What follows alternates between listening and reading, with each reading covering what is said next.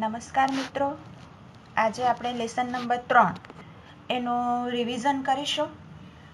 અગાઉ લેક્ચરમાં તો તમને આખો લેસન મેં તમને સમજાવી જ દીધો છે, છતાં થોડું ઘણું આપણે ઉપરથી આપણે એની ચર્ચા કરીશું. તો પ્રથમ આપણે લેસન નંબર 3 નૂતન વિશ્વ તરફ પ્રયાણ, તો તેમાં જે પ્રશ્નો જે છે તો તેમાં મહત્વના પ્રશ્નમાં આપણે જોઈએ તો પહેલા તો ઇટાલીમાં ફાંસીવાદ. તો ઇટાલીમાં ફાંસીવાદ, તો એમાં ઇટાલી વિજેતા રાષ્ટ્રોના પક્ષે હોવા છતાં મિત્ર રાષ્ટ્રોએ મનગમતા પ્રદેશો લઈ લીધા. તેથી ઇટાલીની અવગણના થઈ અને તે માટે ઇટાલીની સરકાર જવાબદાર ગણાઈ. આમ ઇટાલીની જનતા દેશનું સુકાન કોઈ બહાદુર, સુકાન એટલે જવાબદારી, કોઈ બહાદુર યોદ્ધાના હાથમાં સોંપી દેવા માંગતી હતી. તો ઇટાલીને તાત્કાલિક એ સમયે બચાવવા માટે જો કોઈ હોય તો બેનિટો મુસોલિની, અને મુસોલિનીએ ઇટાલીમાં ફાસિસ્ટ પક્ષની સ્થાપના કરી. તો ફાંસીવાદ શબ્દ જે છે એ ઇટાલીના ફાસે જે શબ્દ પરથી ઉતરી આવ્યો છે અને તેનો અર્થ થાય છે બધી વસ્તુઓ પર રાજ્યનો અધિકાર, એમ થાય છે. એટલે વ્યક્તિ રાજ્ય માટે છે એવું. અને તેનું પ્રતીક એ ફાસિસ્ટ પક્ષનું જે પ્રતીક હતું તે લાકડાની બારી અને કુહાડી, અને તે રોમન સમ્રાટના સર્વોપરિતાનું પ્રતીક ગણવામાં આવતું હતું. હવે જે મુસોલિની હતો એ મુસોલિનીનો જે મુદ્રાલેખ હતો તો એક પક્ષ એક નેતા, અને મુસોલિનીએ પોતાના પક્ષના સ્વયંસેવકોને લશ્કરી તાલીમ પણ પોતે જ આપી હતી, અને એ લશ્કરી દળોનો ગણવેશ હતો કાળા રંગનો, અને તેઓના એ જે કાળા રંગનો પહેરતા તો તે ખમીસધારીઓ હતા. ખમીસ એટલે શર્ટ જેવું હતું. ઓકે. હવે મુસોલિનીએ જ્યારે સત્તા પર આવ્યો તો ત્યારે એમણે ભૂમધ્ય સમુદ્રના રોડસ અને ડોડિકાનિસ ટાપુઓ તુર્કી પાસેથી લઈ લીધેલા હતા, અને ઈસવીસન 1924માં અલ્બેનિયા, એબિસિનિયા અને ફ્યુમ બંદર પણ એમણે જીતી લીધા હતા. અને મુસોલિનીએ જે સફળતા પ્રાપ્ત કરી હતી તો એ સફળતા બાદ તેણે રાષ્ટ્રસંઘમાંથી છેડો પણ ફાડી નાખ્યો હતો, અને તે રોમ, બર્લિન અને ટોક્યો એ ધરી રાષ્ટ્રોમાં એ જોડાઈ ગયો. તેથી બીજા વિશ્વયુદ્ધ માટે જવાબદાર કોને ગણવામાં આવ્યું? ઇટાલીને. ઓકે. એના પછી આપણે જોઈએ જર્મનીમાં નાઝીવાદ. તો પ્રથમ વિશ્વયુદ્ધમાં જર્મનીની હાર થઈ, તેથી તેનું અર્થતંત્ર અસ્તવ્યસ્ત થઈ ગયું, અને વર્સેલેસની સંધિ આપણે જોઈ ગયા તો તેમાં જર્મનીને જવાબદાર ગણવામાં આવ્યું, અને વર્સેલેસની સંધિમાં જર્મની પાસે બળજબરીપૂર્વક એના વર્સેલસના શીશ મહેલમાં ત્યાં એમની પાસે સિગ્નેચર કરાવવામાં આવી. ઈસવીસન 1919માં હિટલર રાષ્ટ્રીય સમાજવાદી જર્મન કામદાર પક્ષમાં જોડાયો અને તેણે નાઝી પક્ષની સ્થાપના કરી. અને તે જે નાઝી પક્ષ હતો એની વિચારધારા કેવી હતી? તો રાષ્ટ્રવાદ અને સામ્રાજ્યવાદ એ બેઉ હતું. પોતાના દેશ માટે પ્રેમ પણ હતો, અને બીજા અન્ય પ્રદેશો પોતે જીતી લઈ પોતાના પ્રદેશનો વિસ્તાર પણ વધારવો, એટલે કે એને સામ્રાજ્યવાદની નીતિ. ઓકે. અને રાષ્ટ્રવાદની નીતિ તે તો ખબર ને, પોતાના દેશ માટે તન મન ધનથી ન્યોછાવર થવાની ભાવના. ઓકે. અને સામ્રાજ્યવાદ એટલે કે જે દેશ પાસે રાજકીય, આર્થિક અને લશ્કરી દ્રષ્ટિએ કેવું હોય? વિકસિત હોય, ને તે અલ્પ વિકસિત દેશ ઉપર પોતાનું શું જમાવે? આધિપત્ય જમાવે. બરાબર.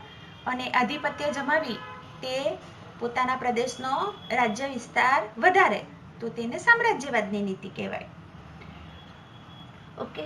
તો જર્મનીમાં જ્યારે રાષ્ટ્રપતિ હિન્ડેનબર્ગનું અવસાન થયું તો એ અવસાન થતાં હિટલરે જર્મનીના રાષ્ટ્રપતિ પદ એમણે ધારણ કર્યું અને જર્મનીમાં તેમણે સન્મુક્ત્યારશાહી સ્થાપી દીધી. હિટલરની જે ઉગ્ર અને આક્રમક જે નીતિ હતી એ નીતિ જર્મન પ્રજાને સંકુચિત રાષ્ટ્રવાદ તરફ દોરી જતી હતી. પરંતુ જર્મન પ્રજા હિટલરને કેવી માનતી હતી? તારણહાર માનતી હતી. કારણ કે જર્મનીને બચાવનાર કોણ હતું? તો હિટલર હતો. એટલે એને એક પાલનહાર, તારણહાર, બચાવનાર માનવામાં આવતો હતો. નાઝીવાદના સૈનિકો જે હતા તે ભૂરા રંગના લશ્કરી પોશાક પહેરતા અને તેના ખભા ઉપર લાલ રંગની પટ્ટી હતી અને એ પટ્ટી ઉપર શું હતું? સ્વસ્તિકનું ચિત્ર હતું.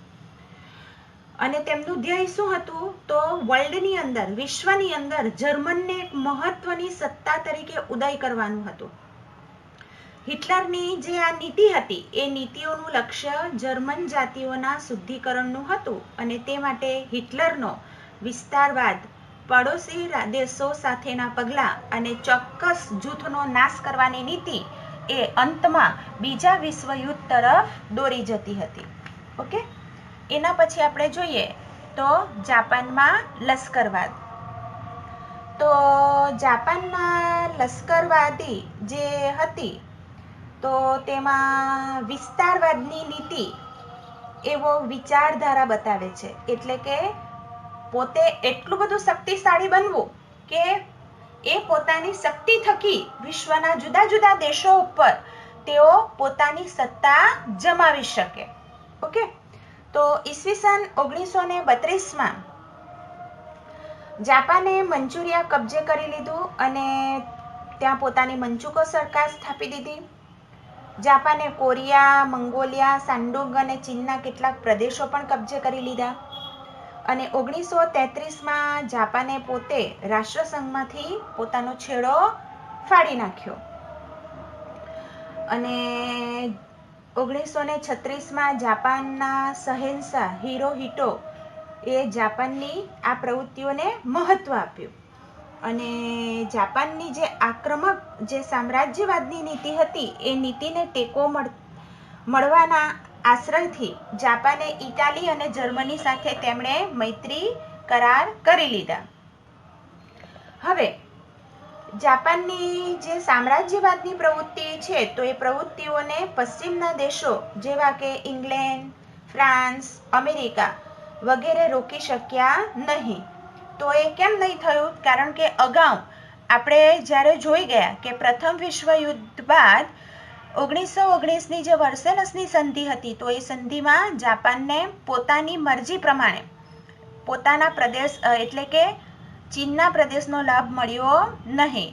અને જર્મનીના ઘણા બધા જે પ્રદેશો હતા એ કોણે લઈ લીધેલા? તો ઇંગ્લેન્ડ અને ફ્રાન્સે લઈ લીધા હતા. અને તેને કારણે જાપાનને ઘણો અસંતોષ થયેલો. અને વોશિંગ્ટન પરિષદમાં પણ ઇંગ્લેન્ડ અને અમેરિકાના નૌકાદળના ફક્ત 35% નૌકાદળ રાખવાની દરખાસ્ત જાપાનને સ્વીકારવી પડી. એટલે તેઓના ઇંગ્લેન્ડ અને અમેરિકાના નૌકાદળ વધારે અને જાપાનનું કેટલું? માત્ર 35%. અને એને કારણે જાપાનનો જે યુવા વર્ગ હતો એ નિરાશ થઈ ગયેલો. તે ઉપરાંત સખાલિન અને સાઇબિરિયાના ટાપુઓ પણ જાપાને ખાલી કરવા પડેલા.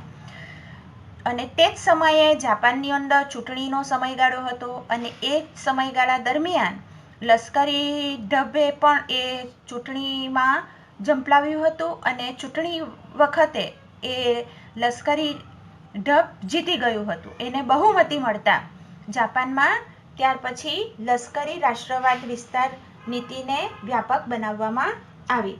અંતમાં આપણે જોઈએ તો જાપાનની જે સામ્રાજ્યવાદની પ્રવૃત્તિ હતી તો એને પરિણામે ચીન અને રશિયા જાપાનની આક્રમક સામ્રાજ્યવાદી નીતિ સામે નબળી પડી ગઈ અને વિશ્વમાં સામ્યવાદનો ફેલાવો થતો અટકાવી શકાયો.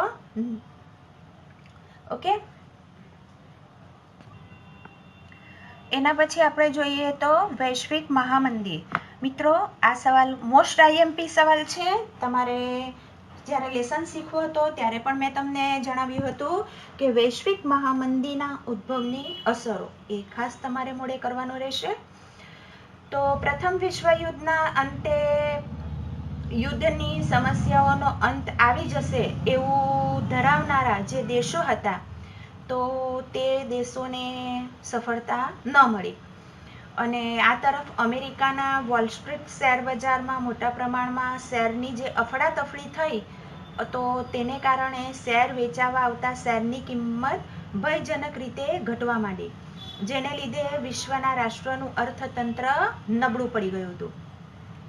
કેટલાક વિવેચકોએ 24 ઓક્ટોબર 1929ને વોલ સ્ટ્રીટ સંકટ તરીકે ઓળખાવે છે અને આ સંકટ વિશ્વભરની આર્થિક સ્થિતિને નબળી કરી મૂકી હતી, જેમાંથી વૈશ્વિક મહામંદીનું સર્જન થયું. વૈશ્વિક મહામંદીનો પ્રભાવ ઘટતા વૈશ્વિક મહામંદીનો જે પ્રભાવ અસર છે એ વધવાને પરિણામે જે ગ્રેટ બ્રિટન હતું તો એ ગ્રેટ બ્રિટન જેવી જે મહાસત્તા હતી એ મહાસત્તા પણ પોતાના ચલણ પાઉન્ડ સામે અનામત રૂપે રખાતા સુવર્ણ જથ્થાની નીતિ એમણે છોડી દેવી પડી અને તેનો પ્રભાવ વિશ્વના અન્ય રાષ્ટ્રો અને આંતરરાષ્ટ્રીય વ્યાપાર ઉદ્યોગ ઉપર પડ્યો. અમેરિકા જેવા વિકસિત રાષ્ટ્રોની આર્થિક સ્થિતિને ધ્યાનમાં લઈને કડક નિયંત્રણો અપનાવવા પડ્યા અને વિશ્વ વ્યાપાર ઘટીને તે સમયે અડધો થઈ ગયો હતો, જેને પરિણામે દ્વિતીય વિશ્વયુદ્ધ સર્જાયું. એના પછી આપણે જોઈએ તો દ્વિતીય વિશ્વયુદ્ધના જવાબદાર પરિબળો. તો મિત્રો, દ્વિતીય વિશ્વયુદ્ધ માટેના જવાબદાર પરિબળો આપણે જોઈએ તો કુલ કેટલા છે? 7 છે. ઉગ્ર રાષ્ટ્રવાદ, જૂથબંધી, લશ્કરવાદ, રાષ્ટ્રસંઘની નિષ્ફળતા, વર્સેલ્સની સંધિ, એડોલ્ફ હિટલરની સામ્રાજ્યવાદની મહત્વાકાંક્ષા અને જર્મનીનું પોલેન્ડ પર આક્રમણ. તો મિત્રો, આ સવાલ જ્યારે પણ પરીક્ષામાં પૂછાય તો મુદ્દા તમારે બધા પહેલા જણાવવા પડે અને સમજાવવાના માત્ર માંગેલા હોય તેટલા જ. 7 મુદ્દાઓ તમને કદી પણ સમજાવવાના આવે નહીં. બહુ તો તમને 3 અથવા તો 3 થી 4 કે 4 મુદ્દાની સમજૂતી આપો તો આપણે આમાંથી 7માંથી 4 જ મુદ્દા તમારે કરવાના હોય. ઓકે, બહુ તો 5, બરાબર? એનાથી વિશેષ તમને કદી વધારે ન પૂછાય.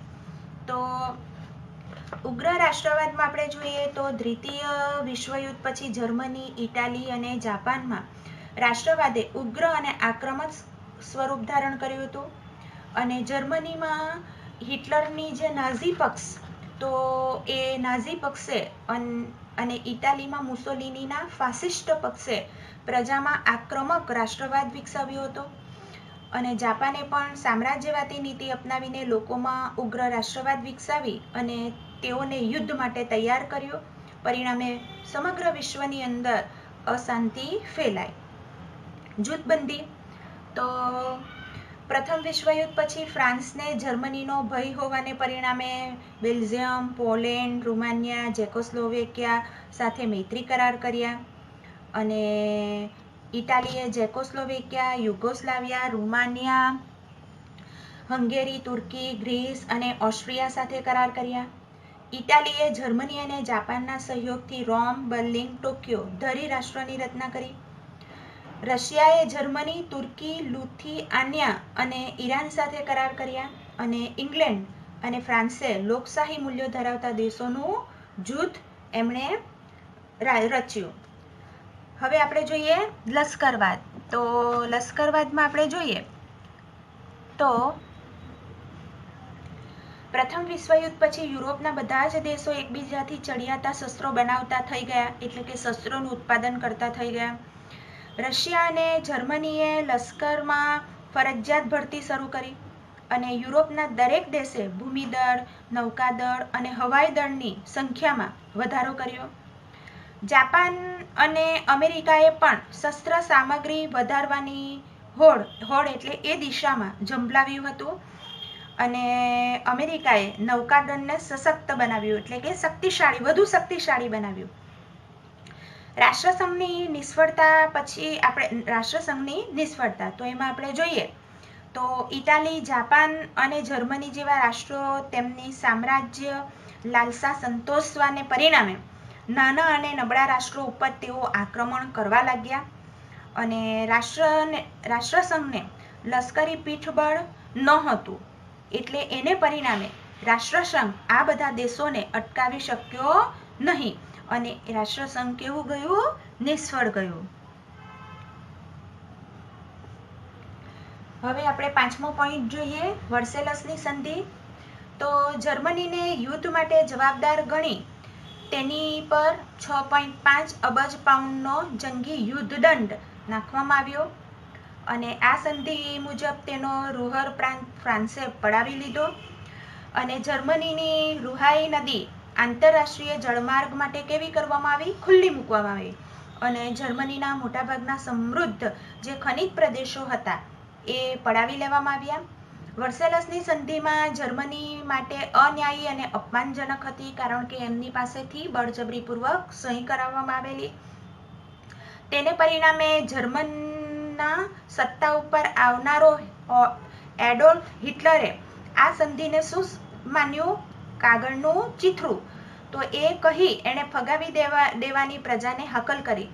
તેથી જર્મનીની પ્રજાને યુદ્ધનું પ્રોત્સાહન મળ્યું અને વર્સેલસની સંધિમાં ઇટાલીની ઉપેક્ષા થઈ હોવાથી તે ગુસ્સે ભરાયું અને તેને કારણે આ સંધિથી જાપાનને પણ ઘણો અસંતોષ થયેલો. એના પછી આપણે જોઈએ એડોલ્ફ હિટલરની સામ્રાજ્યવાદી મહત્વાકાંક્ષા. તો હિટલર ઉગ્ર રાષ્ટ્રવાદી અને સૈનિકવાદી માનસ ધરાવતો હતો અને મોટે ભાગે તે જર્મનીની અંદર લોકોની અંદર એકતા, સ્થિરતા અને સમૃદ્ધ જર્મનીને બનાવવા માંગતો હતો. એટલા માટે તેણે ઉગ્ર સામ્રાજ્યવાદની નીતિ અપનાવી. 12 માર્ચ 1938ના દિવસે હિટલરે ઓસ્ટ્રિયા પર આક્રમણ કર્યું અને ત્યાં પોતાની સત્તા જમાવી. 1 ઓક્ટોબર 1938ના રોજ તેણે ચેકોસ્લોવેકિયા ઉપર આક્રમણ કરીને તેને કબજે કર્યું. માર્ચ 1939માં તેણે લુથિયાનિયા બંદર પણ કબજે કરી લીધું.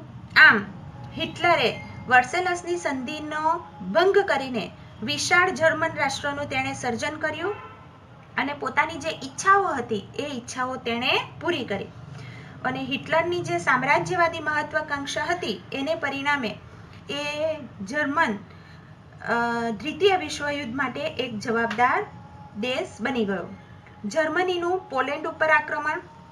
તો એમાં આપણે જોઈએ તો જર્મનીના સન્મુખત્યાર હિટલરની જે સામ્રાજ્યવાદની લાલસાને કારણે યુરોપમાં યુદ્ધનું વાતાવરણ સર્જાયું અને 1 સપ્ટેમ્બર 1939ના દિવસે હિટલરે પોલેન્ડ પર આક્રમણ કર્યું.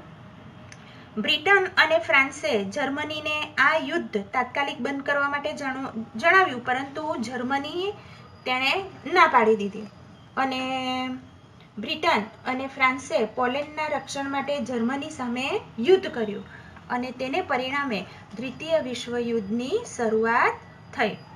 અને એના માટે આપણે નીચે જોઈએ તો નીચે દ્વિતીય વિશ્વયુદ્ધની રૂપરેખા આપેલી છે. તો એક તરફ આપણે જોઈએ તો અમેરિકાનો જે નૌકાદળ હતો એ પર્લ હાર્બર પાસેથી જ્યારે પસાર થઈ રહ્યું હતું ત્યારે જાપાને હવાઈ ટાપુઓમાં પર્લ હાર્બર ખાતે આવેલા અમેરિકી નૌકાદળ પર એમણે આક્રમણ કરેલું. હવે એ જે આક્રમણ કર્યું તો તેમાં એમણે અમેરિકા નૌકાદળનો નાશ કરેલો. તો અમેરિકાએ પ્રથમ વિશ્વયુદ્ધ વખતે એણે તટસ્થ રહેવા માટે એણે નીતિ અપનાવેલી. તો એમણે એમની તટસ્થતાની નીતિ છોડી દીધી અને પોતાનો જે નૌકાદળનો નાશ કરનાર જે જાપાન હતું એ જાપાન ઉપર એમણે હુમલો કર્યો. ઓકે, તો એ હુમલો કર્યો અને તેના માટે અમેરિકા મિત્ર રાષ્ટ્રો તરફ જોડાયું.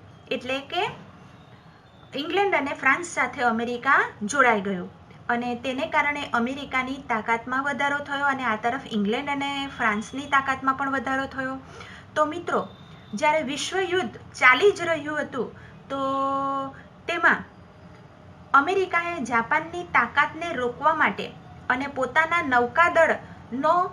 નૌકાદળનો જે કાફલાનો નાશ કરેલો તેનો વળતો બદલો લેવા માટે અમેરિકાએ 6 ઓગસ્ટ 1945 હિરોશીમા ઉપર અને 9 ઓગસ્ટ 1945 નાગાસાકી ઉપર એણે એ બે જે નગરો હતા જાપાનના તે સમયે મહાનગરો હતા અને સુવિકસિત હતા એ નગરો ઉપર એણે અણુબોમ્બ ફેંક્યો હતો અને એ અણુબોમ્બ ફેંકતા જાપાનના 1,24,000થી વધુ નાગરિકોનો ભોગ લેવાયો હતો અને મહાવિનાશ સર્જાયો હતો.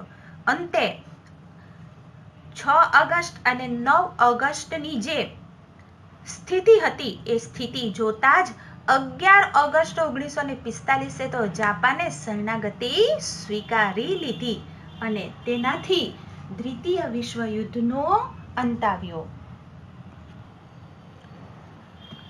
હવે આપણે જોઈએ દ્વિતીય વિશ્વયુદ્ધના તાત્કાલિક પરિણામો કે એ યુદ્ધ પછી શું પરિણામ આવ્યું. તો તેના આપણે જોઈએ 3 પરિણામો છે. તો પહેલું આર્થિક પરિણામો, બીજું ચીનમાં સામ્યવાદની સ્થાપના અને ત્રીજું ઠંડુ યુદ્ધનો જન્મ અને દૂરગામી પરિણામો. તો આર્થિક પરિણામોમાં દ્વિતીય વિશ્વયુદ્ધમાં ભાગ લેનાર દરેક રાષ્ટ્રએ ભારે ખર્ચ કરવો પડ્યો હતો. અમેરિકાને $350 અબજ અને બીજા રાષ્ટ્રોને પણ લગભગ $1 અબજ કરતાં પણ વધુ ખર્ચ થયો હતો. આ યુદ્ધમાં જેટલા ડોલરનો ખર્ચ થયો હતો એટલી જ કિંમતની મિલકતનો પણ નાશ થયો હતો.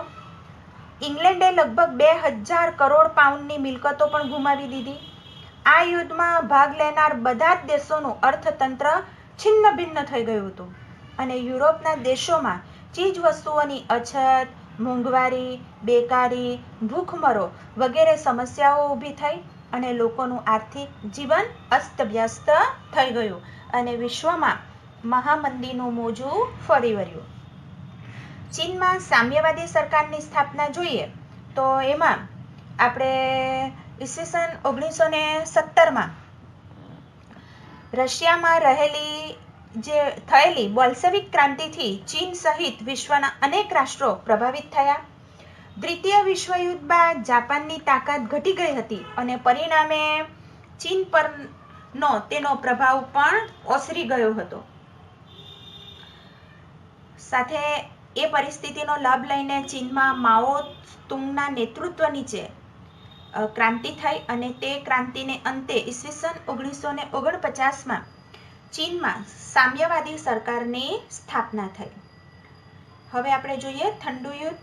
તો દ્વિતીય વિશ્વયુદ્ધ પછી વિશ્વના રાજકારણમાં અમેરિકા તરફી અને રશિયા તરફી એ 2 પરસ્પર વિરોધી વિચારસરણીવાળા સત્તા જૂથો રચાયા અને વિશ્વના નાના નાના રાષ્ટ્રો વચ્ચે પોતાની અનુકૂળતા પ્રમાણે 2 સત્તા જૂથો જોડાયા અને બંને સત્તા જૂથોએ એકબીજાના મતના ખંડન માટે તેમજ પોતાના મતના સમર્થન માટે વાણી અને વિચાર યુદ્ધો કરી શસ્ત્ર વગરની તંગ રાજકીય પરિસ્થિતિનું નિર્માણ થયું અને જે વાણી અને વિચારના જે યુદ્ધો થયા જેને આપણે બોલાચાલી કહીએ છીએ તો એ રાજકીય પરિસ્થિતિ એને શસ્ત્ર વગરની તંગ રાજકીય પરિસ્થિતિ ઊભી થઈ અને જે ઠંડા યુદ્ધ તરીકે ઓળખાય. ઓકે, એના પછી આપણે જોઈએ મિત્રો રાષ્ટ્રસંઘ. તો એમાં મહત્વનો સવાલ છે, મોસ્ટ આઈએમપી સવાલ છે જે તમારે કરવાનો રહેશે કે રાષ્ટ્રસંઘની સ્થાપના શા માટે કરવામાં આવી અથવા તો રાષ્ટ્રસંઘની સ્થાપના કેવી રીતે થઈ.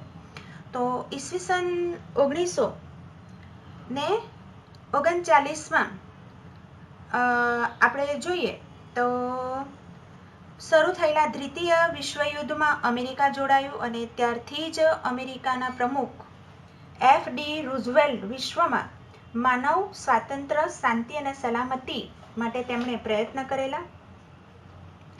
તો આપણે જોઈએ તો દ્વિતીય વિશ્વયુદ્ધ પૂરું થતાં જગતમાં ફરી એક વખત શાંતિ, સલામતી અને સહઅસ્તિત્વના હેતુથી 24 ઓક્ટોબર 1945ના દિવસે સંયુક્ત રાષ્ટ્રસંઘની સ્થાપના કરવામાં આવી અને તેનું મુખ્ય મથક ક્યાં રાખવામાં આવ્યું? ન્યુયોર્કમાં. અને 24 ઓક્ટોબરનો દિવસ યુએન દિવસ તરીકે વિશ્વભરમાં ઉજવવામાં આવે છે અને હાલ સંયુક્ત રાષ્ટ્રમાં 193 જેટલા સભ્ય દેશો છે. સંયુક્ત રાષ્ટ્રોની સ્થાપના માટે માનવ સ્વાતંત્ર્ય, શાંતિ અને સલામતીના હેતુસર અમેરિકાના પ્રમુખ રૂઝવેલ્ટે મહત્વની 4 સ્વતંત્રતાઓની ઘોષણા કરેલી. પહેલી, વિચાર અને વાણી સ્વાતંત્ર્ય. બીજી, ધાર્મિક સ્વાતંત્ર્ય. ત્રીજું, આર્થિક સ્વાતંત્ર્ય અને ભયમાંથી મુક્તિ. તો પ્રમુખ રૂઝવેલ્ટ અને બ્રિટનના વડાપ્રધાન ચર્ચિલે એણે એટલાન્ટિક મહાસાગરના એક જહાજ પર 8 મુદ્દાનું એમણે ખતપત્ર તૈયાર કરેલું અને તે પાછળથી એટલાન્ટિક ખતપત્ર તરીકે ઓળખાયેલું. આ એટલાન્ટિક ખતપત્રમાં દરેક રાષ્ટ્રના સ્વાતંત્ર્ય અને સાર્વભૌમત્વની જાળવણી કરવી, દરેક દેશે પોતાની શાંતિ અને સલામતી અને સામાજિક અને આર્થિક કલ્યાણ અને નિઃશસ્ત્રીકરણની બાબતોનો પણ સમાવેશ કરેલો. ઓક્ટોબર 1943માં બ્રિટન, અમેરિકા, રશિયા, ચીન વિશ્વ પ્રધાનો વિશ્વ શાંતિ માટે મોસ્કો ખાતે ભેગા થયેલા, જે મોસ્કો જાહેરાત તરીકે ઓળખાયું. નવેમ્બર 1943માં તેહરાનમાં 3 મહાદાતાઓની પરિષદ ભરાયેલી. એમાં સપ્ટેમ્બર ઈસવીસન 1944માં વોશિંગ્ટન ખાતે 50 રાષ્ટ્રોની પ્રતિનિધિઓનું સંયુક્ત રાષ્ટ્રનું ખતપત્ર પણ તૈયાર થયેલું. આગળ કે 24 ઓક્ટોબર 1945ના રોજ 51 સભ્ય રાષ્ટ્રો દ્વારા સંયુક્ત રાષ્ટ્રસંઘની સ્થાપનાની જાહેરાત પણ થયેલી. અને આમ પ્રથમ વિશ્વયુદ્ધને અંતે આપણે જોઈએ કે રાષ્ટ્રસંઘને જે નિષ્ફળતા મળી, તો એ નિષ્ફળતાને લીધે બીજા વિશ્વયુદ્ધ પછી વિશ્વમાં શાંતિ સ્થપાય એ માટે આંતરરાષ્ટ્રીય સંસ્થાનોએ મહત્વની કામગીરી કરી અને તેથી કહેવાય છે કે રાષ્ટ્રસંઘનો અંત આવ્યો છે તો ઘણું જીવો સંયુક્ત રાષ્ટ્રો. ઓકે, તો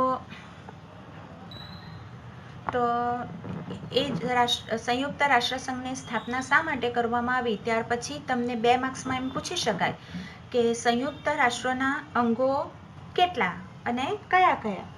તો સંયુક્ત રાષ્ટ્રસંઘના અંગો 6 છે. સામાન્ય સભા, સલામતી સમિતિ, આર્થિક અને સામાજિક સમિતિ, વાલી સમિતિ, આંતરરાષ્ટ્રીય અદાલત, સચિવાલય. ઓકે, તો મિત્રો આ સંયુક્ત રાષ્ટ્રસંઘના જે અંગો છે એ તમારે આઈએમપી તમારે ઓબ્જેક્ટિવ માટે ખૂબ ધ્યાનપૂર્વક એનું રીડિંગ કરવું પડશે. જેમ કે આંતરરાષ્ટ્રીય અદાલત નેધરલેન્ડના હેગ શહેરમાં આવેલી છે. જે આપણે લેસન શરૂ કર્યું હતું ત્યારે મેં તમને નીચે અંડરલાઈન કરાવી હતી કે આંતરરાષ્ટ્રીય અદાલત નેધરલેન્ડના હેગ શહેરમાં આવેલી છે. તે ઉપરાંત બીજી અન્ય સમિતિઓની મુખ્ય કચેરી અમેરિકાના ન્યુયોર્ક શહેરમાં આવેલી છે.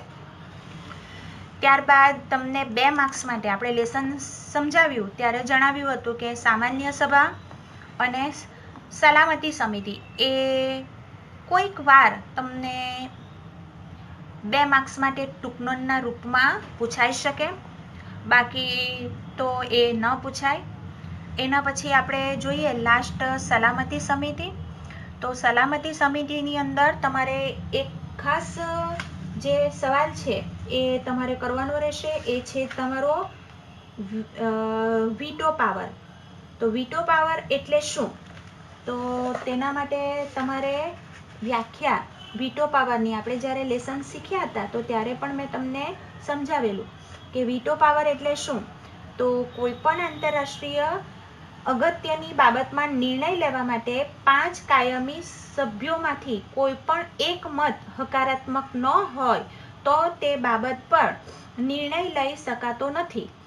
5 કાયમી સભ્ય રાષ્ટ્રોની આ સત્તાને વીટો નિષેધાધિકાર કહે છે. તો 5 કાયમી સભ્ય રાષ્ટ્રો કયા કયા?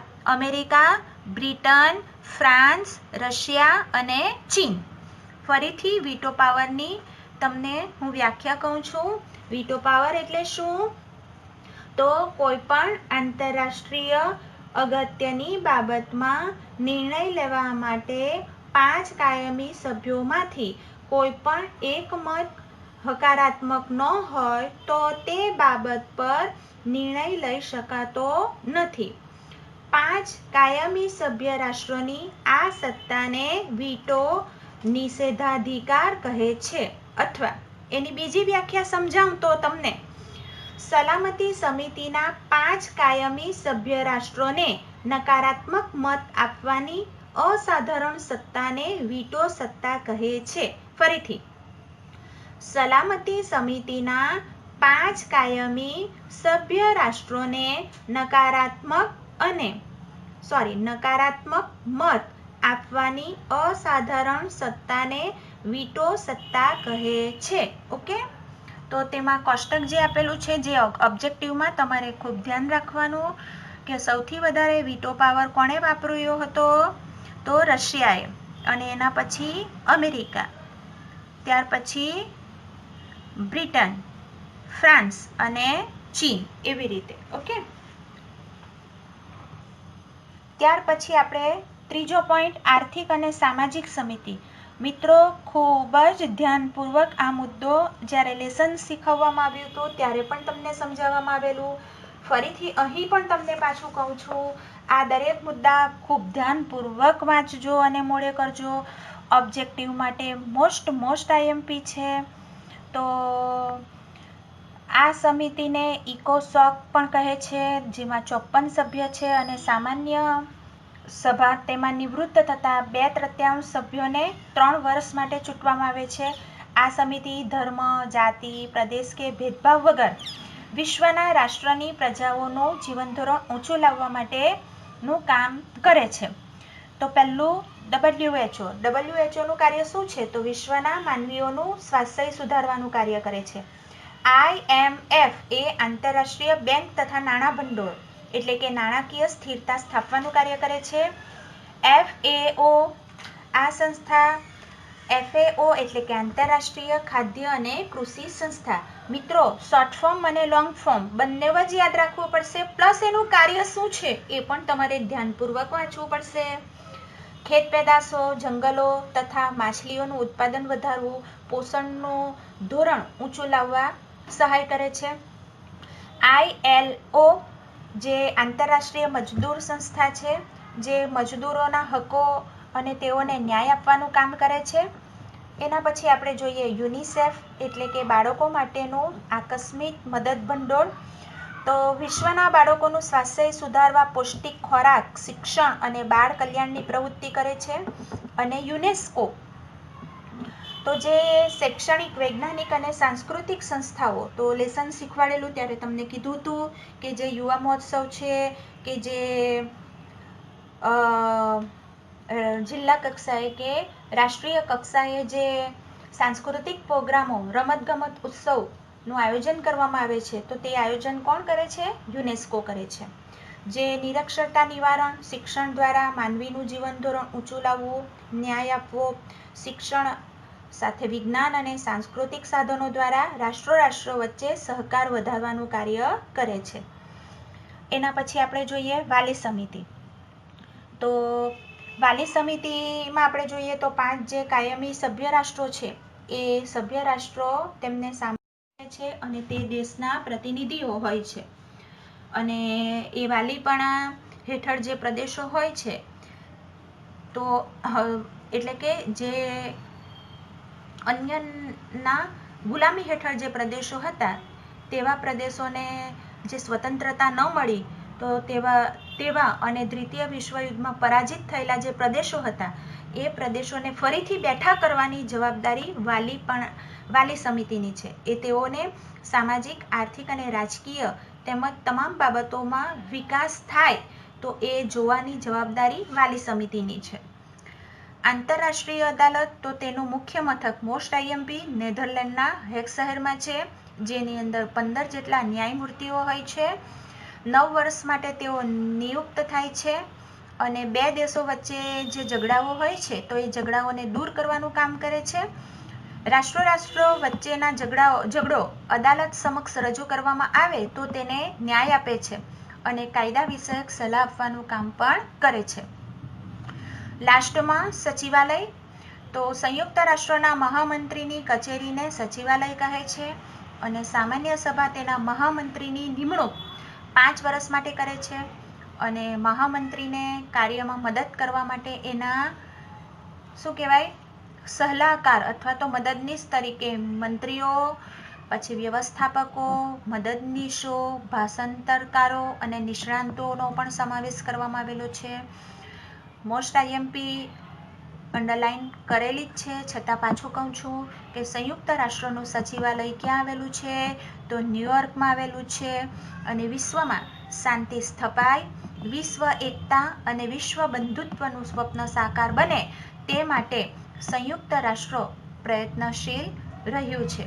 ઓકે મિત્રો, તો આ સાથે આપણે લેસન નંબર 3નો રિવિઝન લેક્ચર અહીં સમાપ્ત કરું છું. મિત્રો, લેસન ચલાવતી વખતે પણ અને આજે રિવિઝન લેક્ચરમાં પણ તમને જ્યાં હું આઈએમપી બોલી છું તો તેવા પ્રશ્નોને ધ્યાનપૂર્વક વાંચન કરજો, લખીને મોઢે કરજો, જેથી તમને પરીક્ષામાં ખૂબ જ મદદરૂપ રહે. સાથે સાથે લેસન જ્યારે ચલાવવામાં આવ્યો હતો ત્યારે તમને લેસનમાં વચ્ચે અંડરલાઈન કરાવવામાં આવેલી છે. જે પાઠમાં તમે લીટી દોરી છે એ લીટી માત્ર દોરવા પૂરતી આપણે દોરી નથી. જે હવે તમને ખ્યાલ આવશે પરીક્ષા જશે પછી, તો તેના માટે અત્યારે જ ચેતવણી આપી દઉં છું. જે તમને અંડરલાઈન કરાવવામાં આવી હતી તેને ધ્યાનપૂર્વક વાંચવું, ચિંતન કરવું, મનન કરવું અને પછી જ પરીક્ષા આપજો, જેથી તમારી પરીક્ષા ખૂબ સારી રહે.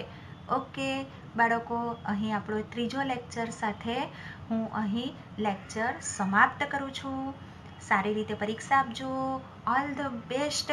ફરી પાછા આપણે નવા લેસન સાથે રિવિઝન લેક્ચરમાં પાછા મળીશું. ઓકે, જય હિન્દ, જય ભારત.